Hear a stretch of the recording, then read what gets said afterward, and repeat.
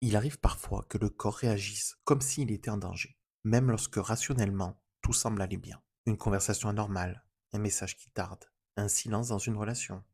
Et pourtant, à l'intérieur, quelque chose se met en alerte. Le cœur accélère, la respiration devient courte, les pensées s'emballent, comme si quelque chose de très important était en train de se produire. Pour beaucoup de personnes qui vivent avec une peur profonde de l'abandon, ce genre de réaction est très familière. Le corps se met en mode alerte, comme s'il détectait un danger. Mais ce danger n'est pas toujours réel, ou plutôt, il n'appartient pas toujours au moment présent. Notre système nerveux fonctionne avec un objectif très simple, assurer la sécurité. Il surveille en permanence l'environnement. Il observe les signaux, les changements, les distances. Et lorsqu'il croit reconnaître quelque chose qui ressemble à un danger, il déclenche une réaction. Le problème, c'est que le système nerveux ne distingue pas toujours le danger réel du danger émotionnel. Un danger réel, c'est par exemple une situation physique qui menace notre sécurité. Mais un danger émotionnel est différent. C'est la peur de perdre quelqu'un, la peur d'être rejeté, la peur d'être abandonné.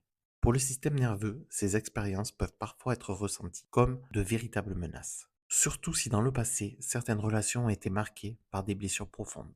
Alors le corps apprend. Il apprend à repérer certains signaux, un silence, un regard, une distance.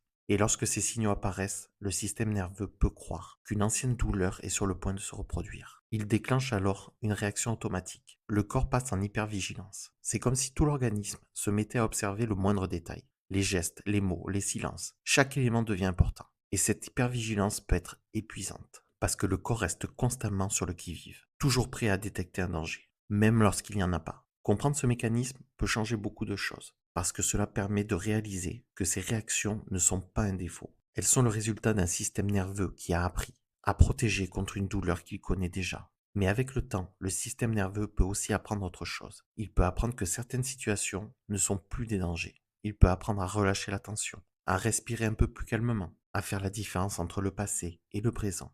Et c'est souvent le début du changement. Un moment où le corps commence à comprendre qu'il peut se sentir en sécurité, même lorsque la peur essaie encore de se réveiller. Mais il y a aussi un autre mécanisme qui rentre souvent en jeu, une sorte de boucle entre ce que l'on ressent, les réactions du corps, et la peur qui peut alors grandir. Dans le prochain épisode, nous allons justement explorer cette boucle, comment une émotion peut activer le corps, et comment le corps peut ensuite renforcer la peur. Comprendre cette mécanique permet souvent de reprendre un peu de contrôle. Merci d'être là. Si tu veux approfondir ces mécanismes, tu peux retrouver des articles, des témoignages et des ressources sur le site ensembleborderline.fr. À très bientôt pour le prochain épisode.